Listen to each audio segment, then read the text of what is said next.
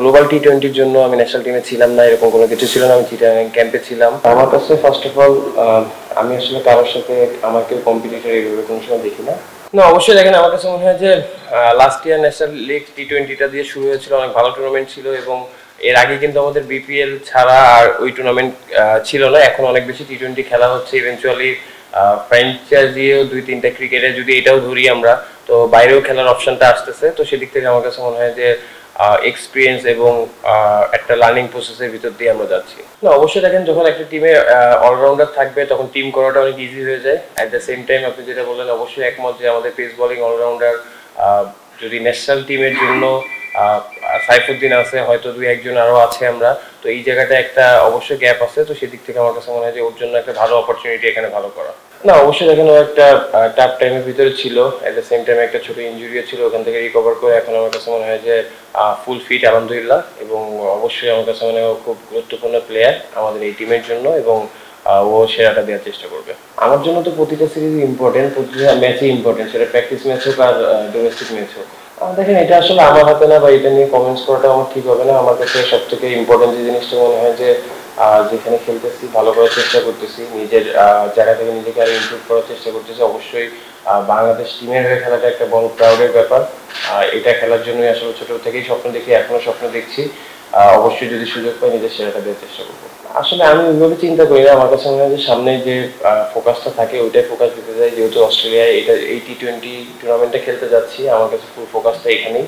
এবং অবশ্যই যেটা বললাম যে আমার আসলে কাজটা মাঠে পারফর্ম করা বা খেলা, অবশ্যই নিজের জায়গা থেকে 100% দেওয়ার চেষ্টা করি। কোনো সময় হয়, কোনো সময় হয় না।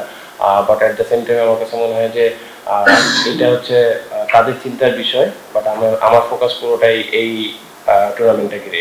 না, আমার সাথে এখনো এরকম বিষয়ে কোনো কমিউনিকেশন হয় না। বাট আমার কাছে মনে হয় যে এখনো সময় আছে। আমরা যেহেতু কালকে এবং পরশু 2টা ধাপে যাচ্ছি, তো টুর্নামেন্ট শুরু হওয়ার আগেও একটা গ্যাপ আছে।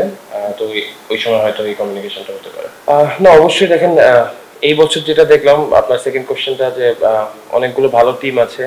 পাকিস্তানি টিম আছে, নেপাল মনে হয় ন্যাশনাল টিম আছে, এবং ওইখানকার যে টিমগুলো আছে ওইগুলো আমরা যাওয়ার পর হয়তো স্টাডি করার অপরচুনিটি পাবো। বাট আমার কাছে মনে হয় সব টিমগুলোই ভালো টিম এবং কম্পিটিটিভ একটা টুর্নামেন্ট হবে।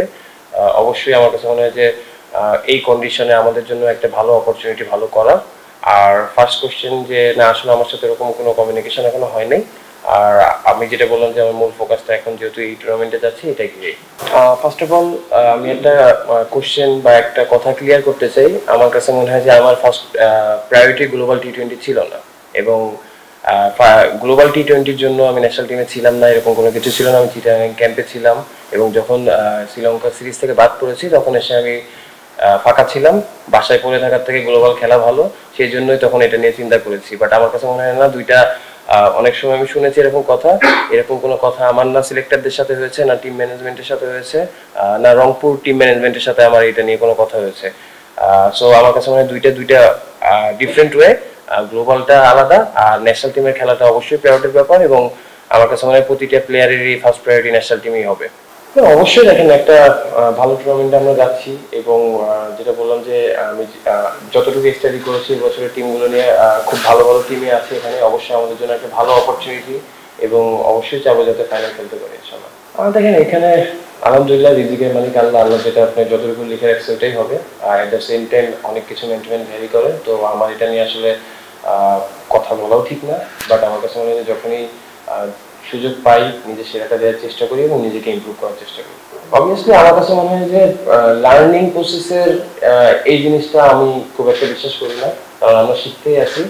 অবভিয়াসলি শিখবো, এটা পার্ট অফ লাইফ। বাট আমার কাছে মনে হয় মেইন লক্ষ্য হওয়া উচিত, যেহেতু একটা টুর্নামেন্ট খেলতে যাচ্ছি, ফাইনাল খেলবো। এবং আমার কাছে মনে হয় যে প্রতিটা প্লেয়ার এবং যারা আমাদের সাথে টিম ম্যানেজমেন্ট আছে সবাই লক্ষ্য ট্রফির দিকে। অবশ্যই যেটা বললাম, দেখেন, চেষ্টা করি নিজের জায়গা থেকে। কোনো সময় ভালো হয়, কোনো সময় খারাপ হয়, এটা পার্ট অফ লাইফ। আর অবভিয়াসলি হয়তো একটু আলহামদুলিল্লাহ ভালো একটা সময় যাচ্ছিল, এই সময়টা যতটা ক্যারি করতে পারি। আর সব থেকে ইম্পর্টেন্ট কথা হচ্ছে সবসময় চাই নিজেকে ইমপ্রুভ করার। অবভিয়াসলি এখন আধুনিক ক্রিকেটে খেলতে গেলে প্রতিনিয়ত নিজেকে ইমপ্রুভ করতে হবে এবং ওই চেষ্টাটা অনেস্টির সাথে করতে চাই। এটাই। না, অবশ্যই দেখেন, যেহেতু সামনের বছর টেস্ট আছে, এটা আমাদের জন্য একটা ভালো অপরচুনিটি যারা টেস্টে খেলবে। বাট আমার কাছে মনে হয় যে এখন প্রাথমিকভাবে আমরা আসলে টি-20টা নিয়ে, যেহেতু টুর্নামেন্টে একটা বড় টুর্নামেন্ট খেলতে যাচ্ছে, এটা নিয়ে চিন্তা করতেছে। এটা নিয়েই ম্যানেজমেন্টের সাথে কথা হয়েছে, যেহেতু 4D টিমও এখনো দেয় নাই। বাট আমার কাছে মনে হয় যে যারাই খেলবে তাদের জন্য অনেক বড় একটা অপরচুনিটি। দেখেন, আমার কাছে ফার্স্ট অফ অল আমি আসলে কারোর সাথে আমাকে কম্পিটিটর এইভাবে কোনো সময় দেখি না। আমার কাছে মনে হয় যে ভালো, যে ডিজার্ভ করে সেই যাবে। আর অবশ্যই আমার মনে হয় যে আমার কম্পিটিশন আমার নিজের সাথে। আমি সবসময় নিজের জায়গা থেকে উন্নতি করার চেষ্টা করি। আর যেটা বললাম, অবশ্যই যদি সুযোগ আসে নিজের জায়গা থেকে সেটা দেওয়ার চেষ্টা করবো।